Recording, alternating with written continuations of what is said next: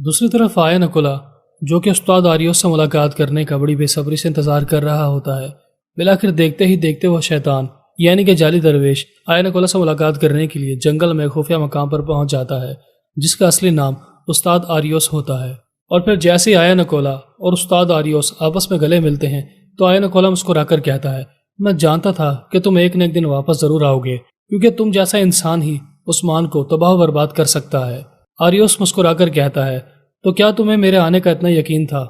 آیا نکولا جواباً کہتا ہے، میں آج تمہاری وجہ سے ہی زندہ ہوں اور جب تک میں زندہ رہوں گا تو تمہارا غلام بن کر رہوں گا۔ اور پھر آیا نکولا استاد آریوس سے اس کے آنے کی وجہ دریافت کرتا ہے تو استاد آریوس جواباً کہتا ہے،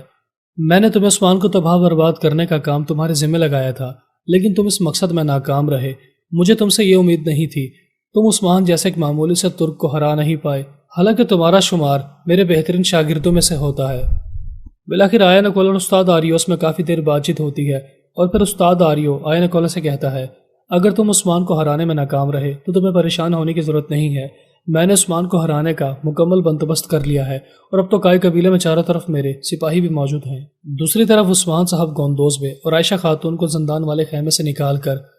اپنے جرگے میں شامل کروا لیتے ہیں تاکہ تمام سردار اس جرگے میں شامل ہو جائیں اور ان کی موجودگی میں ہی ان کے خلاف یا ان کے حق میں فیصلہ سنایا جائے۔ بالآخر عثمان صاحب جرگے کا آغاز کرتے ہیں اور پھر عثمان صاحب تمام لوگوں کو اپنی طرف مخاطب کرتے ہوئے کہتے ہیں، عائشہ خاتون اور گوندوزبے پر میری اور اس کے بچے کی شہادت کا الزام ہے۔ اور پھر وہ گوندوزبے سے پوچھتے ہیں، کیا تم اس الزام کے بارے میں کچھ کہنا چاہتے ہو؟ گوندوزبے جواباً کہتے ہیں، میں نے زندگی میں بہت بڑی بڑی غلطیاں کی ہیں لیکن میں نے کبھی بھی کسی کو قتل نہیں کیا اور خاص طور پر میں ایک بچے کو تو کبھی بھی شہید نہیں کروا سکتا۔ یہ ضرور دشمنوں کی چال ہے، مجھے جال میں پھنسایا جا رہا ہے اور تو اور مجھ پر آپ کو شہید کرنے کا اور شیخ ادا بالی کو بھی شہید کرنے کا الزام لگایا گیا ہے، لیکن یہ تو اللہ تعالیٰ کا لاکھ لاکھ شکر ہے کہ شیخ ادا بالی اور آپ محفوظ ہیں۔ یعنی کہ گوندوزبے اپنی بے گناہی ثابت کرنے کی کوشش کر رہے ہوتے ہیں کہ مجھ پر جو الزامات لگائے گئے ہیں وہ بے بنیاد اور جھوٹے ہیں۔ عائشہ خاتون بھی گوندوزبے کی طرفداری کرتے ہوئے عثمان صاحب کے سامنے رو رہی ہوتی ہیں کہ میرا شوہر اور میں بے قصور ہیں، ہم نے ایسا کچھ نہیں کیا۔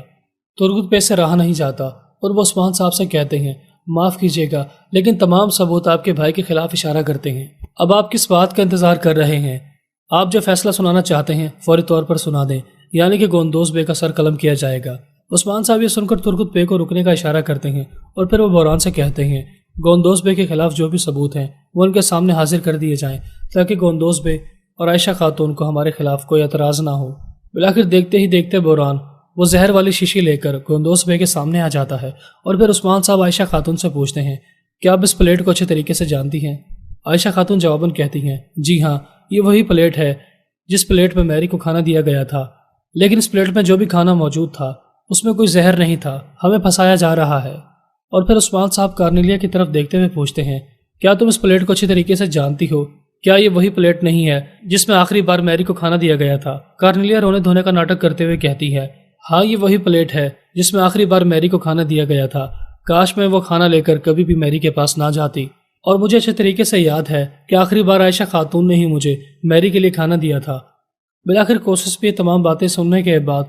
تھوڑا جذباتی ہو جاتا ہے اور وہ عثمان صاحب کو گوندوزبے کے خلاف ثبوت دکھاتے ہوئے کہتا ہے، یہ زہر کی شیشی گوندوزبے کے سرانے سے ملی تھی، یعنی یہ ثبوت بھی گوندوزبے کے خلاف اشارہ کرتا ہے، یعنی کہ عائشہ خاتون نے ہی میری کو زہر دیا تھا۔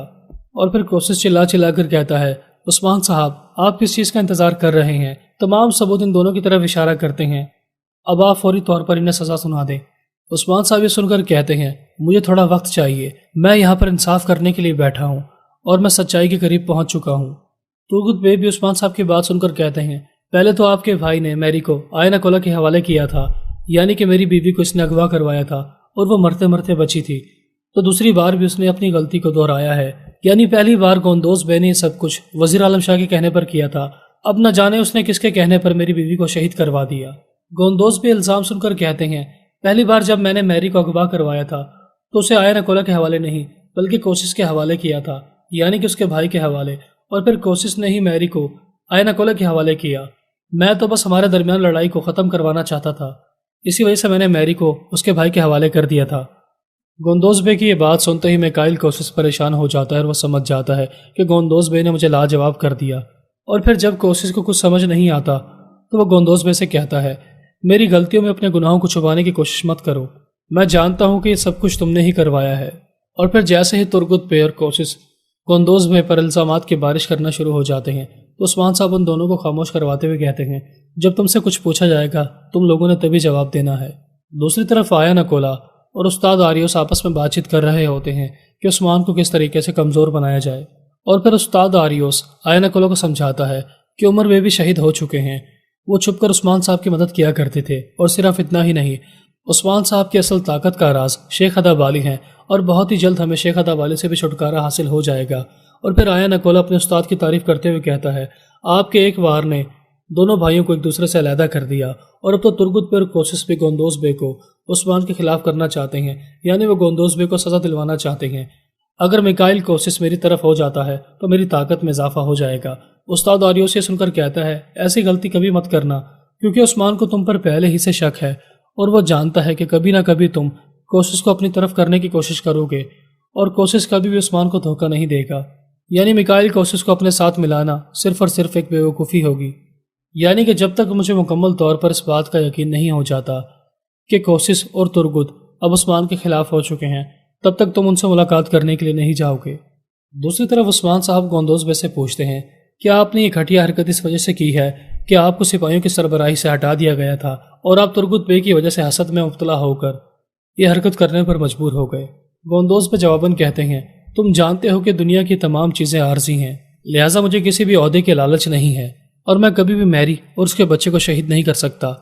یہ سنتے ہی میکائل کوشش غصے میں پاگل ہو جاتا ہے اور وہ گندوز بے کو مارنے کے لیے آگے بڑھتا ہے، تو عثمان صاحب اپنے سپاہیوں کو کوشش کو پکڑنے کا اشارہ کرتے ہیں، اور وہ کوشش سے کہتے ہیں، اگر تمہیں میرے انصاف پر شک ہے تو تم میری اس عدالت سے جا سکتے ہو، اور اگر تمہیں میرے انصاف پر بھروسہ ہے تو سکون سے بیٹھ جاؤ۔ کوشش جواباً کہتا ہے، مجھے آپ کے انصاف پر بھروسہ ہے، اور کیونکہ تمام ثبوت گندوز بے کے خلاف اشارہ کرتے ہیں، لیکن اگر پھر بھی آپ نے اپنا فیصلہ اپنے بھائی کے حق میں سنایا تو میری تلوار اس کا فیصلہ کرے گی۔ عثمان صاحب کوشش سے کہتے ہیں، اگر تمہیں میرے انصاف پر بھروسہ ہے تو تمہیں لڑنے کی ضرورت نہیں ہے، لیکن اگر تمہیں لڑنے کا شوق ہے تو پھر میں بھی پیچھے نہیں ہٹوں گا، کیونکہ اس قبیلے کا سردار میں ہوں، یہ عدالت میری ہے، تو لہٰذا حتمی فیصلہ میرا ہی ہوگا۔ بلاخر کوشش نہ چاہتے ہوئے بھی عثمان صاحب کی بات سننے کے لیے بیٹھ جاتا ہے، اور پھر عثمان صاحب گندوز بے سے کہتے ہیں، تمام ثبوت آپ کی طرف اشارہ کرتے ہیں، آپ کا اس بارے میں کیا کہنا ہے؟ ایک طرف عثمان صاحب گندوز بے سے سچائی معلوم کرنے کے بارے میں بات چیت کر رہے ہوتے ہیں، تو دوسری طرف کارنیلیا جو کہ شیخ ادا والی کے لیے تیار ہونے والے کھانے پینے کی چیزوں میں زہر ملانے کی کوشش کر رہی ہوتی ہے، لیکن سلچان خاتون کی وجہ سے وہ ناکام ہو جاتی ہے۔ بلاخر جیسے سلچان خاتون اپنے کاموں میں مصروف ہو جاتی ہے تو کارنیلیا شیخ ادا والی کے سوپ میں زہر ملانے میں کامیاب ہو جاتی ہے۔ بلاخر بالا خاتون کی خادمہ شیخ ادا والی کے لیے تیار ہونے والے شوربے کو لے کر سگوت کی طرف چلی جاتی ہے۔